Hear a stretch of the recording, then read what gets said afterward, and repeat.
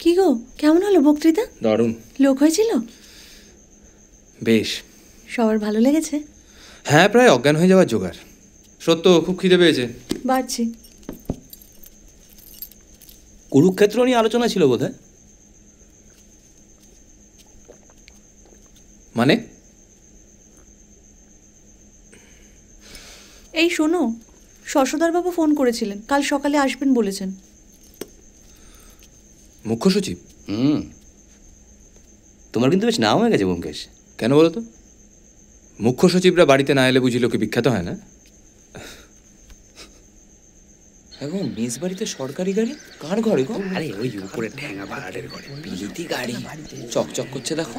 এটা কার? হাত দিস না। আপনি তো আমাকে ডেকে পাঠালেই পারতেন। It's all right. আপনার চা। হ্যাঁ, ধন্যবাদ।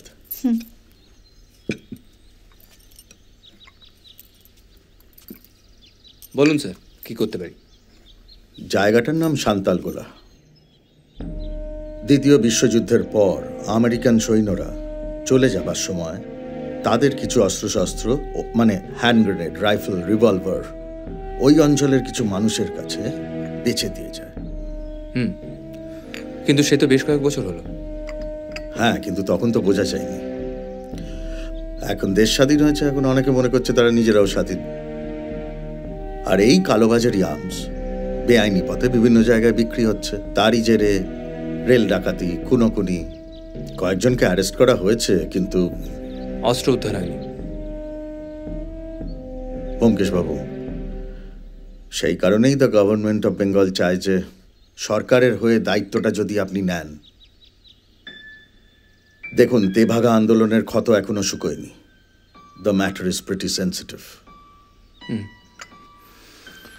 ধরাচ্ছি। শিওর। কিন্তু আর্মস তো আর শাকসবজি নয় যে চাইলেই যে কেউ কিনতে পারবে।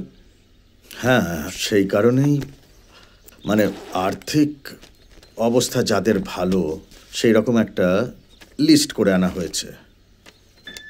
নফরকুণ্ডু রাইস মিল আছে, বদ্রীনাথ দাস চা বাগান, বিশ্বনাথ মল্লিকের কাঠের কল, আর যমুনা দাস গঙ্গারাম এরও রাইস মিল আছে। তবে আসল কারবারটা ওই বন্ধকি আর কি। ধন্যবাদ। এই চারজনের ওপর মোটামুটি সন্দেহটা রয়েছে পুলিশের। আর ধরুন সান্তালগোলার দু একজন বিশিষ্ট মানুষ। খানা তল্লাশি? প্রমাণ নেই তো। এরা সব নামি দামি লোক, মার্কেট কন্ট্রোল করে এরা। কাজেই অস্ত্র কিভাবে পাচার হচ্ছে, কার কাছে আছে, কিছুই জানা যাচ্ছে না। আর সেটা করতে না পারলে তো পরিস্থিতি খুব খারাপের দিকে এগোচ্ছে।